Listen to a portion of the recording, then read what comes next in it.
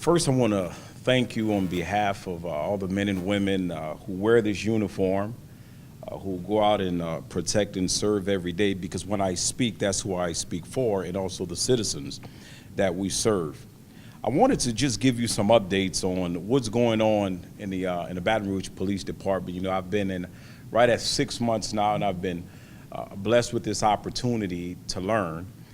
And I am still learning every day. And I have to admit, the learning curve was a lot greater than I anticipated. So some of the goals that we set out to do initially, unfortunately, we haven't been able to reach them all, but we're still moving forward in that direction.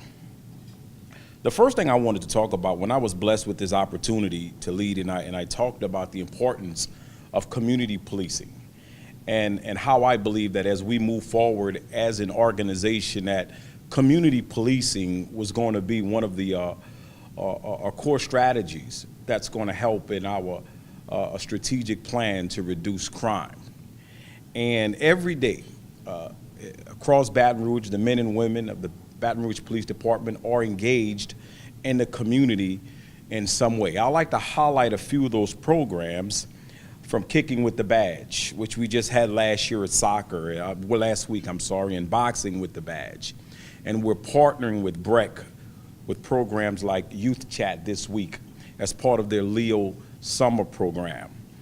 Conversations with a Cop, where we go around the city of Baton Rouge. We had our first meeting last week in Scotlandville at a coffee house, where we engaged the community to hear their concerns. And not only about how they see law enforcement, but identifying solutions from the people we serve to help us when we sit down and talk about strategies. We're going to be doing those meetings every month, and we're going to be partnering with BREC as well to help us facilitate those meetings. But I've also been blessed to go around to so many churches, meeting with so many nonprofit organizations. And I meet with organizations, and I try to see what role they play and how can we partner, because we don't have to reinvent the wheel on all of these. Sometimes it just makes sense to partner with existing programs. Programs like the great work they're doing at Metromorphosis and the Urban Congress.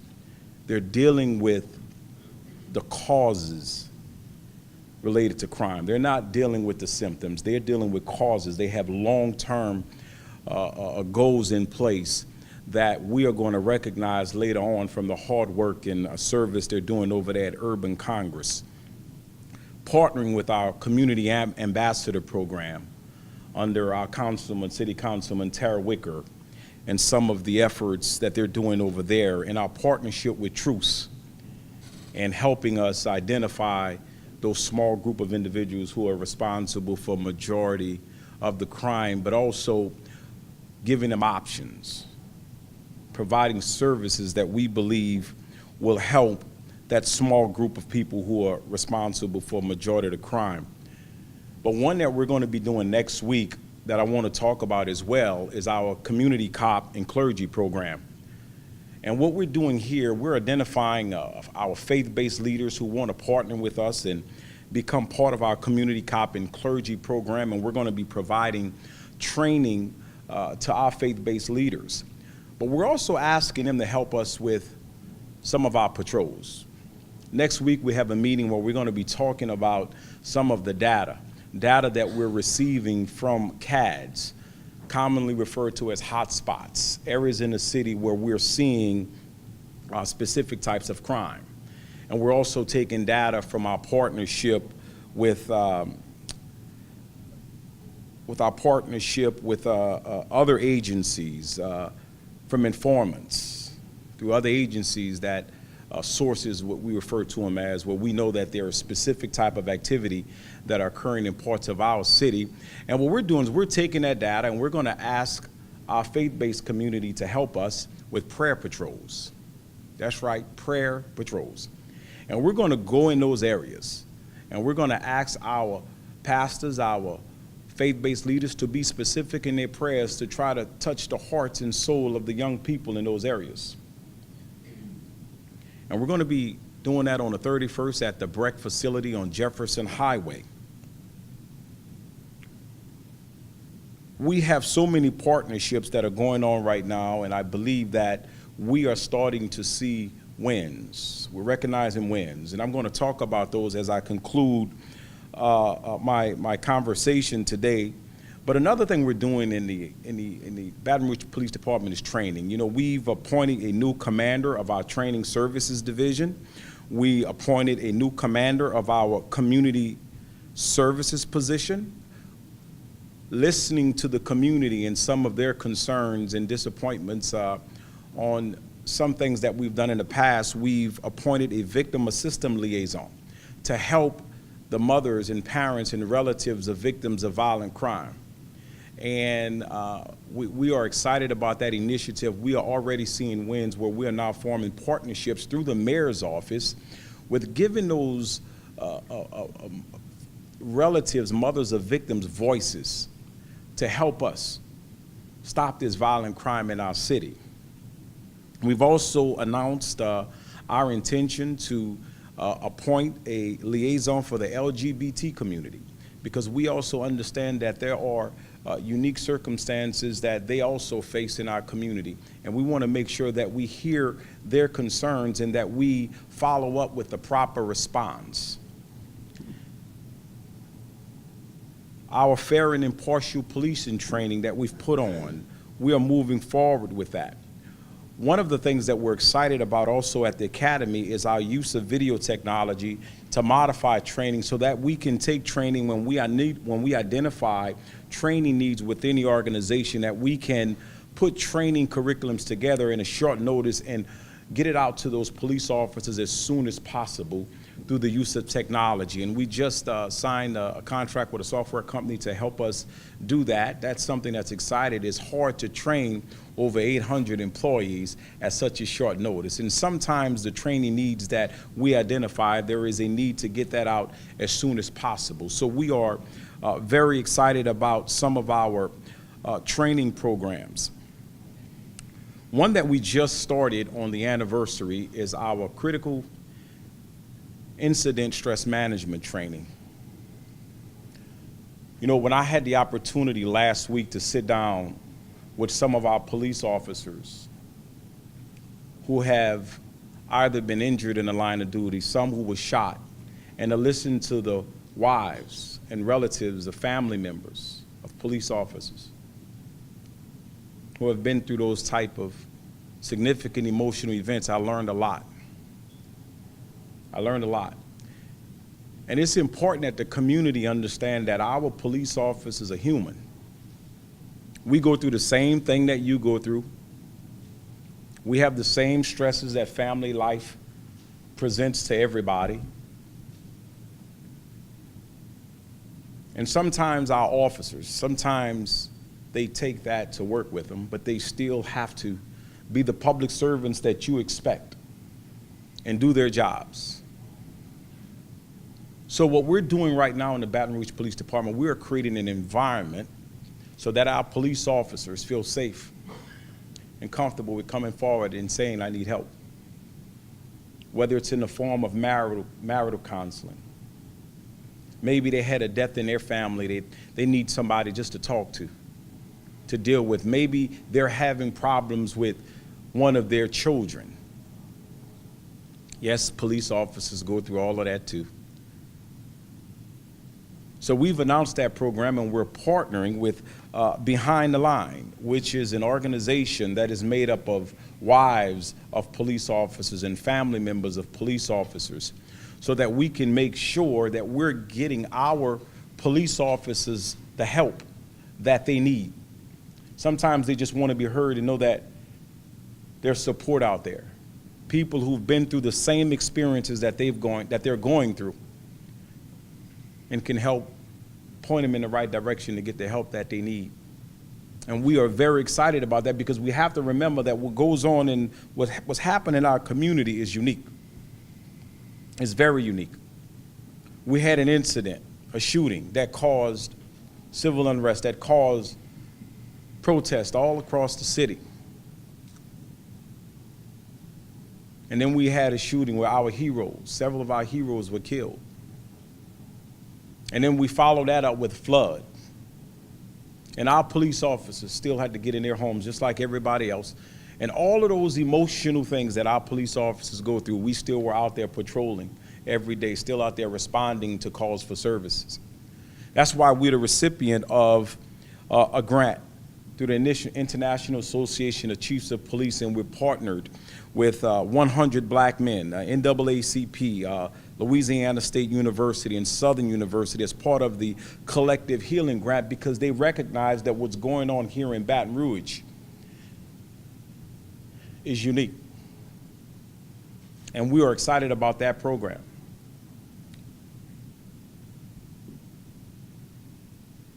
Recruitment. Recruiting has not only been a challenge here, but also for law enforcement agencies all across America. Right now, we have around 56 vacancies. We are excited that we are currently putting together reviewing applications for what we call a post-certified academy, where we are going to hire police officers who are already post-certified. It's a smaller version academy, 4 to 6 weeks, as opposed to the 22-week academy that we would normally go through. And once we begin that academy and have those vacancies filled, we will immediately follow up with a traditional 22-week academy. So we hope to have those vacancies filled before the end of this year. And we do have applications coming in. I'd like to direct everybody to our launch of our new recruiting website. It's gobrpd.com. That is GEAUX, brpd.com. Please, if you know anybody with a heart to serve, any person who would love to be a Baton Rouge police officer, please direct them to our website. We would love to see them in uniform. Technology. You know, we recognize that we work in an ever-changing environment, and it is important that we embrace technology and use technology to help with our investigative efforts. Through the help of our district attorney, Mr. Hillamore, and some of the business community who are raising funds to help us with purchasing equipment. We are using technology to make sure that we are accountable to the people that we serve.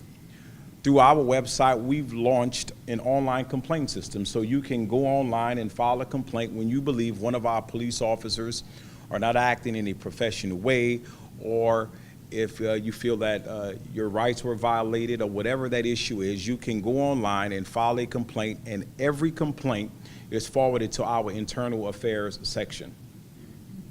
We welcome complaints. Now, let me tell you why we welcome complaints. The reason we welcome complaints, because we recognize that most complaints that we receive from the public, this is the outcome of most of those complaints. In many cases, we're going to be able to articulate to you that we had a reason, that we had a legal right to do what we did. And we can clear complaints up that way. And in some cases, complaints are going to be addressed through coaching, mentoring, and training. And in some cases, discipline. And in some cases, discipline. But if you look at the amount of complaints that we have come in, discipline is the least solution to the complaint. That's why we welcome complaints. That's why when you go to our website and you click on the complaint, right above it is something called commendation, where you can also tell us when you see our police officers doing something good. And I tell you, the commendation, the praises that we get from the community far, far outweigh the few complaints that we get in from the community. So that is something we're excited about, and we love to relay those messages from the community to the men and women who wear this uniform, because they need to hear that. And the reason they need to hear it is because we don't hear it enough. See, the good work we do every day, it doesn't make headlines, doesn't trend on social media. It's only the times when our officers make a mistake. So we are excited about our online complaints. We also are looking at new software that's going to help us monitor complaints.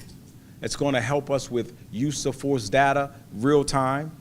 as well as early warning systems so we can identify those training needs early on so we can give those police officers the tools they need to do their jobs. We will be presenting a proposal in the near future to the City Council to help us with software that's going to help us with our investigative efforts, our detectives, and we are in the reviewing stages right now of that. Right now in the police department, we have all of these silos, all of these systems that don't talk to each other, and it requires manual labor to do that. So we're trying to be efficient with the manpower we have, and we believe this technology is going to help us do that. Because when we do that, we can have more police officers on the streets and specialized sections to make sure that we're being more proactive when it comes to reducing violent crime. Body cameras. You know, our mayor got out front and got us our body cameras at the right time. And I tell you, that is the game changer in law enforcement. That is one of the game changers in law enforcement today. And I say this, our body cameras catch police officers doing the right thing every day. They catch them doing the right thing every day. And we are able to clear up a lot of complaints just by review of the body cameras. One of the concerns we had from some in the community where we've had incidents where our police officers didn't have the body camera on at the time the incident occurred. So it's important to understand to communicate or educate the public on how that works with the body camera. When a police officer gets out the car to engage, he has what's called a body camera, but he has to press that button twice. And sometimes in an emergency situation, he doesn't press it hard enough, right? But it does create an audit trail where we can see that he attempted to turn the body camera on. But because that was a concern, and it is also something that our police officers have to think about every time they engage, there's two things we did. We actually have in-car cameras now. We probably have 100 more to go in all the cars, and they automatically come on when lights are engaged. But we even taken it one step further. And I met with Axon last week. And what we're doing right now is we've asked Axon to give us two holsters. And we're going to wear test those holsters. And what those holsters do is anytime we call breaking leather, that means when a police officer's gun comes out of his holster, then it would automatically start his body camera. That way police officers don't have to think about it, and that's one less a manual thing that he or she has to do while he's out there doing his job. So we're going to be wear testing that, and if that technology is where it's supposed to be and it passes our assessment, then we're going to be moving forward with that. We're in the review stages of that. So we are moving forward with all kind of technology in the Baton Rouge Police Department. One is our real crime center that we're going to be partnering with local law enforcement agencies in the parish, and we're putting together a proposal to try to get support from that for that initiative. And I think it's something that we're going to, I think everybody within the parish will get behind and support. But the last topic I want to talk about before we go to questions is enforcement.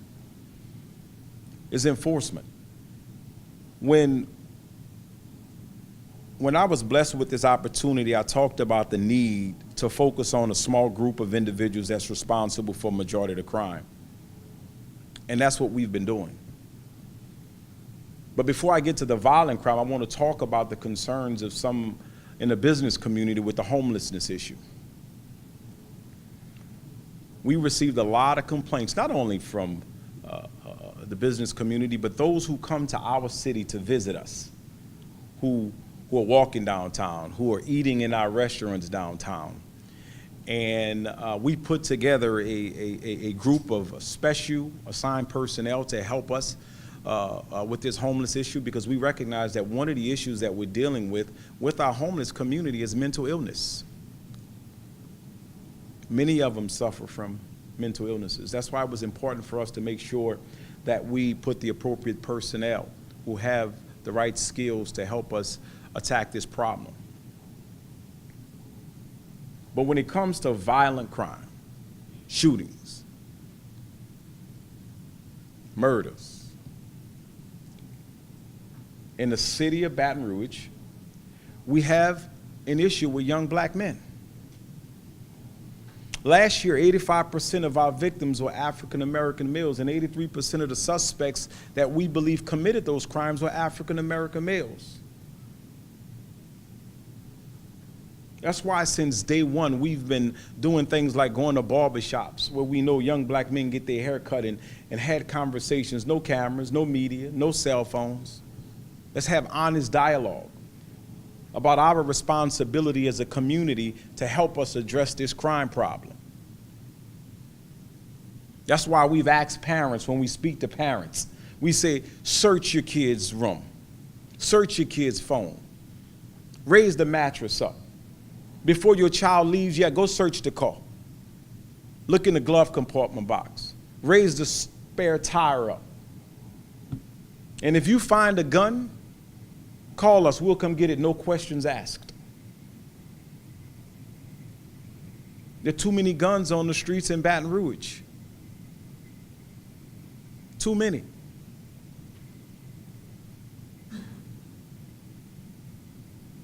That's why we've been engaging that small group of individuals that we believe are committing a crime. And we're doing it a little different.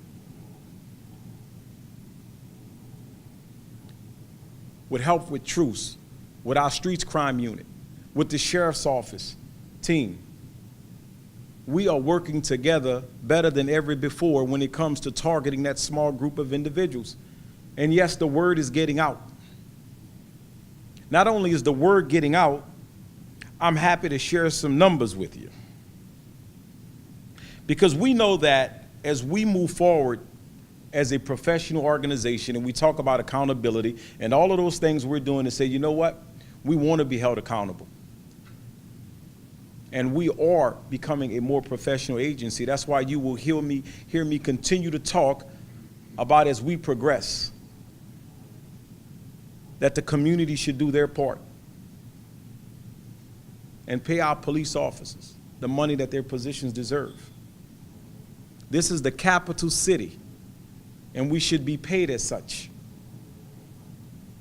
Because right now what's going on in the city of Baton Rouge, there was a quote on the streets, you probably heard of it before. It was called Stop Snitching. Have any of you ever heard of that before? Well, right now, it's not Stop Snitching in the city of Baton Rouge. It's Stop Snitching, just tell the truth. Because the community is sick and tired of the violence that's going on in the community. They're calling Crime Stoppers 300 to 400 calls a month. That's what they're doing in the city of Baton Rouge. They're picking up the phone and they're calling our police officers. They're meeting with detectives on the scene and giving them information because they're sick and tired of the crime that's happening in this city. I was on a crime scene and I heard a young lady talk about a vehicle description that was leaving, and I said, shh, just keep it down a little bit. She said, I don't care. She said, I don't care who hears me because I'm sick and tired of the crime that's happening in the community. I'm sick of the murders. And then someone else echoed it. This is what's going on in the city of Baton Rouge. And if you don't believe that the community is doing their part, I got some numbers for you. When I took over this job in January 1st, 2018, we were at around 47, 48% clearance rate for the homicides in 2017, and everybody know last year was a record number. And we even began this year, a lot of concern, hoping and praying that we won't have the numbers that we had last year. Well, in the past 3 months, May, June, and July, we have over 71% clearance rate for homicides. That's 71%. The national average is 60%. Throughout the year, we already over 60% this year, and we solved 6 homicides this year, or we made arrests in 6 homicides this year from last year that actually raised last year levels up to right around 58, 59%. So what does that mean? That means our police officers are out there working hard with minimum staffing levels, getting the job done with the help from the community to get that 70%, more than 70% over the past 3 months. Violent crime is going down. And we're going to continue to pray and continue to work hard and do our part. But I am excited about what's going on in the city of Baton Rouge. And I hope that this help from the community continues to be contagious, and that the community understands that we know we cannot do this without them. That's why we want to say to the men and women, the people, the children, everybody in the city of Baton Rouge, thank you. Well, police officers are working a little harder. So obviously there's an issue. We have to prioritize in many situations. There's some overtime dollars. We have to make sure we have minimum staffing levels at the district level. So when we don't have those numbers, police officers have to come in on their days off. So that is a challenge. So once we get those numbers up, obviously our goal is that police officers don't have to work as often, and then they can be rested up so they can spend that time with their family. And real quick for clarification, those 56 vacancies, are these all police officers? Those are just police vacancies that I mentioned. So that is. Are there any more vacancies? Yeah, we have around 885 total positions. I'm not sure the exact number of vacancies I have for non-police positions, but I am those numbers I do know because I just looked at them. Yeah.